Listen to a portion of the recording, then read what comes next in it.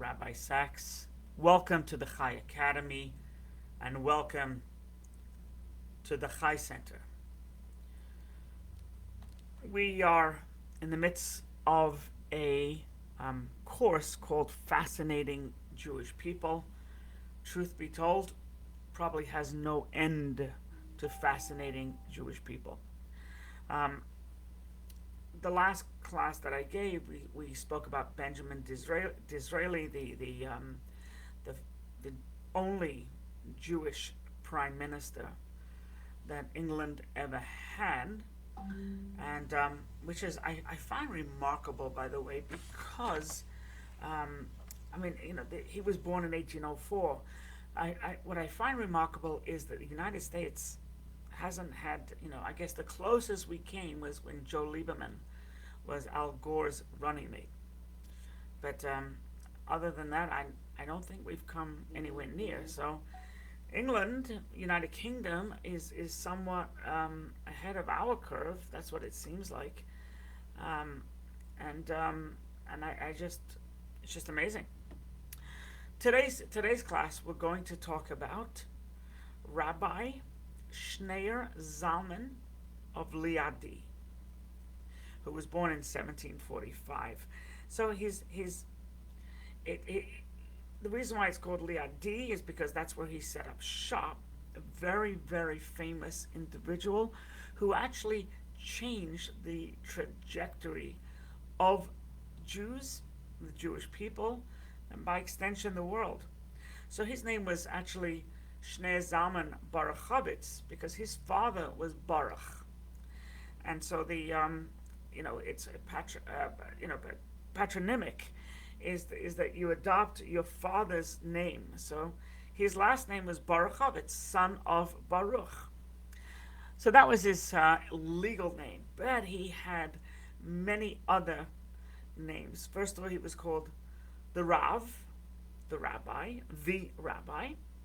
He was also called Adma Hazaken, or Alter Rebbe, the old rabbi. Remember, he was the first Chabad Rebbe. He was called the Baal HaTanya, the author of the Tanya. Baal Shulchan Aruch, the author of the Code of Jewish Law. Now, for those last two books, Tanya is the Bible of Hasidic thought. Shulchan Aruch is the Code of Jewish Law. I mean, Joseph Cairo finished his Code of Jewish Law a couple hundred years prior, and what the Alter Rebbe did, or Rabbi Schneur Zalman did, was basically brought it up to date. A monumental task, monumental. It's interesting that Tanya is a book of philosophy. So Maimonides also did that. Maimonides wrote, right?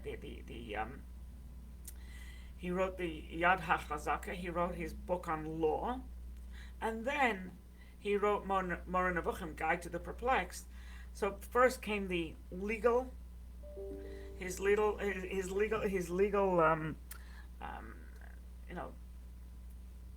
treatise, whatever, and then came his philosophy. The Alter Rebbe's very much the same. I think the difference is that Maimonides tries to really explain that there's a God, where the Alter Rebbe, he starts his books with the premise that there is a God, and God is omnipotent. So I'm gonna go call him either Schneur Zalman or Alter Rebbe. This is how I was brought up. Rabbi Schneur Zalman of Liadi, or the Alter Rebbe. So he was a child prodigy. I mean, at the age of 8 years old, he had already written a commentary on the Torah based on Rashi and Maimonides. Rashi, of course, being Rabbi Shlomo Yitzchaki, a preeminent commentary on the Torah, and also the Talmud. And so it was based on Rashi and Maimonides. When he was 12, his teacher actually sent him home. His teacher said, I cannot really teach him anymore. His knowledge is vaster than mine. And in fact, when he was 12 years old, he gave a class on something called Kiddush HaChodesh, sanctification of the moon, which is basically it's one of the more difficult topics in Judaism. As we know, the Jews go by the lunar year. The Jewish calendar is the lunar year, whereas the rest of the world go by the solar calendar, or the Gregorian calendar. So, but how to manipulate a lunar year, because any lunar month is 29 days, 12 hours, and 12 to 14 minutes. So how do you know whether a month is going to be 29 days or 30 days? How do you get to that? And it's very, very difficult. It's math. And at 12 years old, he gave a class on it. A class to adults. At 22 years old, he became the Maggid of Liozna, the preacher of Liozna. Just clearly a very advanced guy. However, there was a void. There was a void within him. Because he said, look, I know how to study Talmud. I know how to study Torah, Maimonides, Rashi, Nachmanides, and all the Gaonim and all the earlier commentaries, the later commentaries. He had it down pat. But he still had a void. And he says, what I really don't know how to do is pray the way I should pray, with all my heart, with all my soul, with all my might. And therefore, he went to visit the Maggid of Mezrich, the preacher of Mezrich. Now, the preacher of Mezrich was a student of the Baal Shem Tov. The Baal Shem Tov founded the Hasidic movement. And his preeminent student, number one student, was the Maggid of Mezrich. And eventually, Rabbi Schneur Zalman of Liadi became the most prominent and preeminent student of the Maggid. So he went to Mezrich for a couple of weeks, and he was debating, you know, what am I learning here? What am I understanding here? And it was only after 2 weeks where he says, wow. So it took him 2 weeks. And then he said, wow, this is unbelievable. And basically, what he learned, in addition to studying, he learned how to pray. He learned a fundamental, and this is what he teaches in Tanya, that mind has to be over emotions at all times. You can't just reach out to God emotionally. You can't just pray, study strictly with emotions, but you have to have your intellect, your wisdom, your understanding, your knowledge, which translates into Hebrew as Chachma, Bina, and Das, which is an acronym for the word Chabad. You've heard of Chabad? So Chabad is based on the philosophy. The mind has to be in control. If you let your emotions be in control, it goes awry. And that's what he perfected. And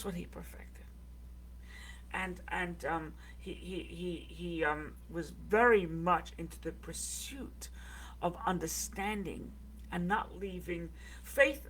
Faith was important, but you can't just rely on faith. You have to be intellectually knowledgeable, and then at some point take a quantum leap of faith.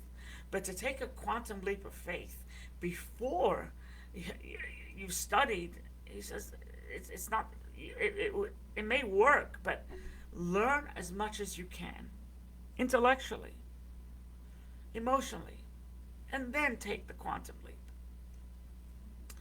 Now, at that time, there was a tremendous divide with the Jewish people. There was the Hasidim, the followers of the Baal Shem Tov, the followers of the Maggid, and then the followers of the Alter Rebbe. That was the Hasidim, and then there were Misnagdim. Misnagd means opponent, the other side. And that was basically spearheaded by the Vilna Gaon. And we in the Chai Academy we have a separate class on the Vilna Gaon. Now the Alter Rebbe felt that Hasidim were misunderstood, that their focus is and the fact that Misnagdim lambasted them, it's because it's just misunderstood. So he went to Vilna to meet with the Gaon, with the head of the Misnagdim. And the Vilna Gaon was already very set and entrenched in his dislike and didn't meet them. If these two would have met, it could have avoided a lot of heartache, and it could have the bonds of trust could have been fostered, but he wouldn't meet with him. By the way, interesting to note that the Alter Rebbe became the leader of the Hasidic movement, and his son became his successor. Now his son, which we're not going to talk about today, was Dov Ber. Just for point of interest, Dov Ber's last name was not Barchovitz. Once again, we go to the patronymic. Dov Ber's last name was Dov Ber Schneuri, after his father, Schneur Zalman. So Schneur Zalman had Dov Ber, he had Chaim Avraham, he had Moshe, he had daughters Devorah Leah, Freda, Rachel. Now, it's historians, and I don't know what the truth is, but historians say that Moshe actually converted to Christianity. Others say no, he became more a communist, and he didn't convert. So that's just to give you an interesting take. But his eldest son, Reb Dov Ber, actually succeeded him as the leader of the Hasidic movement and became the second Chabad Rebbe. When the Maggid died, there was actually a rift that occurred, because there was a fellow by the name of a great rabbi, author, luminary, Rabbi Aaron Strashella. I'm actually a grandchild. He was my great ancestor. Aaron Strashella disagreed with Rabbi Schneur Zalman. And they were both students of the Mizrachi Maggid, but they differed in different things. And eventually they became known as the Chabad Hasidim and the Strashella Hasidim. Strashella Hasidim have pretty much died out, and the Chabad Hasidim are alive and well and doing great work. So that was unfortunate. But the bulk remained with the Alter Rebbe, probably just due to his brilliance and his teachings and his writings. Now, one of the, aside from teaching Hasidism and teaching how to the common man, here was the rub. Here is it, is that prior to the Alter Rebbe, or prior to the Baal Shem Tov, really, prior to the Baal Shem Tov, there were the scholars and the ignoramus. And the twain shall never meet. So you had scholars who studied in the ivory towers, whose sons married the daughters of fellow scholars. And then you had the farmers and the fishmongers and the bakers and the water schleppers who couldn't read Hebrew. They were illiterate. And they, they knew they were Jewish. They did their best. They put on tefillin and a lot of stuff from memory, etc. Along came the Baal Shem Tov, the Maggid, and then the Alter Rebbe, who said, no, you're not you're not further away from God. The fact that you're honest and the fact that you put on tefillin and keep Shabbat, he says, you're as equally connected to God as a scholar. And that was considered revolutionary. But what he did was he couldn't really care who sat at the Eastern Wall. He viewed a Jew who tried, emphasis on effort. He loved them. A simpleton. He loved them. Right? And he said the Baal Shem Tov himself was a wagon driver. The Baal Shem Tov himself was a wagon driver for kids to bring them to school. He had no airs and graces. And that's, so he connected with the common man. And the following was immense. I mean, at his time, 50% of Orthodox Jewry were Hasidim. Immense. Now it's interesting. When Napoleon started to try and conquer the world, he opposed Napoleon, and he was a staunch supporter and even did work for the Tsar. And the reason why, he says, okay, yeah, Napoleon will give the Jews wealth. Napoleon will give the Jews more freedom in terms of where they can live. But Napoleon, his fear was that he would distract them from godliness. Right? Once they attained upper mobility, they won't be as godly. And he said, while it's true that the Tsar has more of an iron thumb, but it's much better for the Jewish soul if the Tsar wins. And it was not, not everybody agreed. There was Abraham of Kalisk. He was a staunch supporter of Napoleon, and they fought, and they were close at one point, but they separated. As you can see, by the way, politics is nothing new to the world.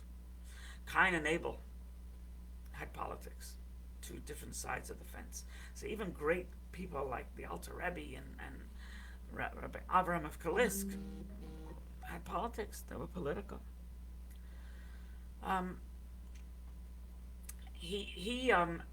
So he ran the Hasidic movement together with Reb Mendel Haradaka, Reb Mendel of Vitebsk, and but they decided that they're done with Eastern Europe or Western Europe, and they're moving to Israel. They moved to Hebron.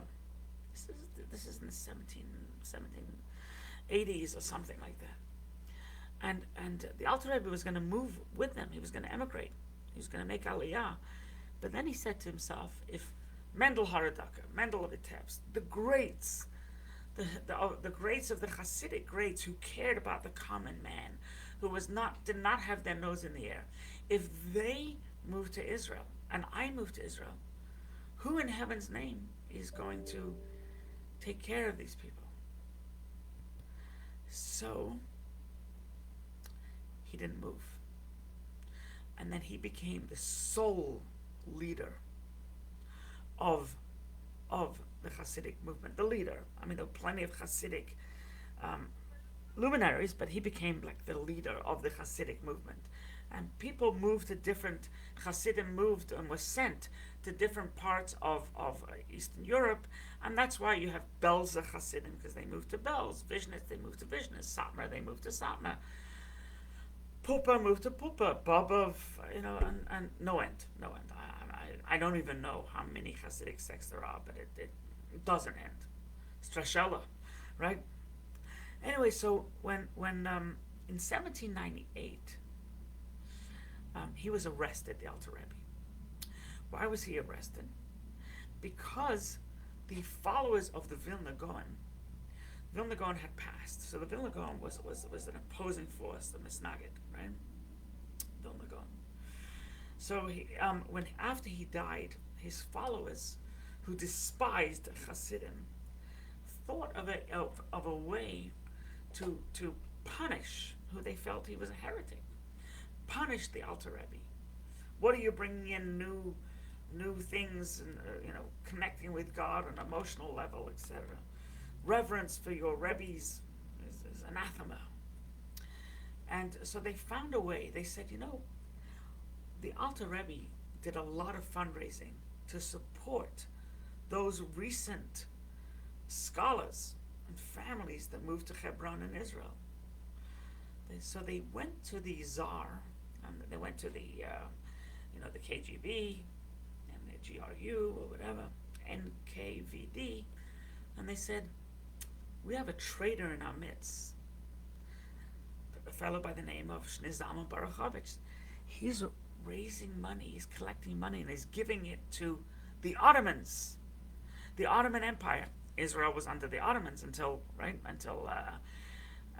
the British took it over, and then 1948 the Jews declared independence. So they said, he's giving money to your arch enemy, because Russia was at war with the Ottoman Empire. So he was arrested on suspicion of treason. He spent 53 days in prison, and Paul I, the Tsar Paul I, who was the husband of Catherine the Great, eventually pardoned him. While he was in there's 53 days, in his Tanya there are 53 chapters. He dedicated one chapter for each day he was incarcerated. But then in 1800, he was arrested again. And this time, he couldn't just stay in the local prison. This time, he was arrested for the same reasons, and he was taken to the Peter Paul Fortress in St. Petersburg. Now, it's interesting because he said, and it's true, Rabbi Avraham of Kalisk, right? He also held the same way, that the Alter Rebbe, in his book of Tanya, and his teachings and his preachings about the intellectual attributes that we have, the 7 emotional attributes that we have, 3 intellectual, 7 emotional, and those are also the building blocks of creation. That's how God created the world, with 3 intellectual, 7 emotional. So Avram of Kalisk and others said, who gave you permission to preach about this stuff? It's only supposed to be for the selected few. And then he wrote a book, which was printed, published, not like my book. My book is, sold, 200 copies. His book had sold thousands of copies. I think there's been like his book has been published in over 5,500 cities in the world. Make an effort. Dick Sills actually had a publication of the Tanya. He said, "How dare you publish this book? And you had no right, and therefore you're going to prison, because up in heaven they're mad at you." So when he came out of prison, several weeks later, he was pardoned by Tsar Alexander I. He said that this is a nod from the Tsar that we can practice religion and openly, but it was also a nod from heaven.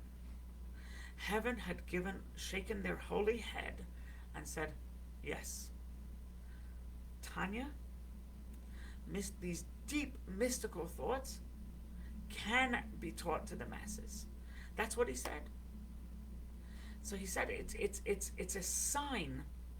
If I died in jail, which could have done, Peter Paul Fortress in St. Petersburg was not for the faint-hearted. It's the equivalent of Rikers, right? There was no Allenwood Federal Camp. So he said the fact that I was released is because heaven has agreed to release my works. And he moved to Liadi, and he spent a long time there. But as we said, he was pro the Tsar and anti-Napoleon. Now, because he was so influential, Napoleon sent a team of mercenaries, assassins, to kill the Alter Rebbe and his family. So they had to run. And it was close call many times. And they had necromancers he sent, and they found a pair of slippers from the Alter Rebbe, and they were able to track where he went next. I mean, just crazy stuff.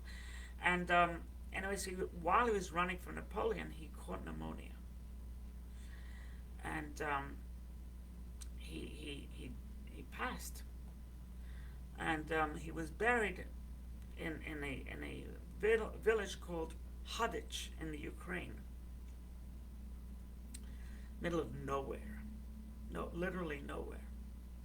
And his grave was down a steep mountain. I visited his grave a couple of years ago, and now that perestroika, Russia and Ukraine became, Soviet Union collapsed, and Jews were allowed to go. So what they did is they put ramps and steps going down the mountain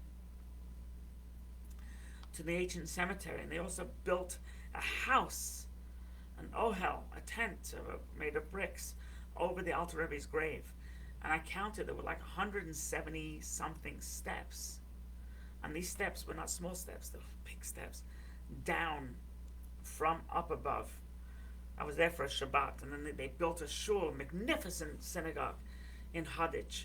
But it's Eckveld, as they say. It's Hicksville. It's now Hicksville is the place, but it was called Hicksville because it was so far out in Long Island. It was like it's the Pine Barrens of Ukraine, and that's where he was buried. But his legacy lives on. Rabbi Dovber, right, the second Chabad Rebbe, he took over, and it's interesting. Rabbi Dovber, there's no pictures of him. He apparently he was corporeal and physically, and so there's no flattering pictures. I don't know if that's true or not, but they say about him there's no pictures. So there's all the other Rebbes, you have pictures. Even the Alter Rebbe, there's a drawing that while he was in prison, an artist came and drew his portrait.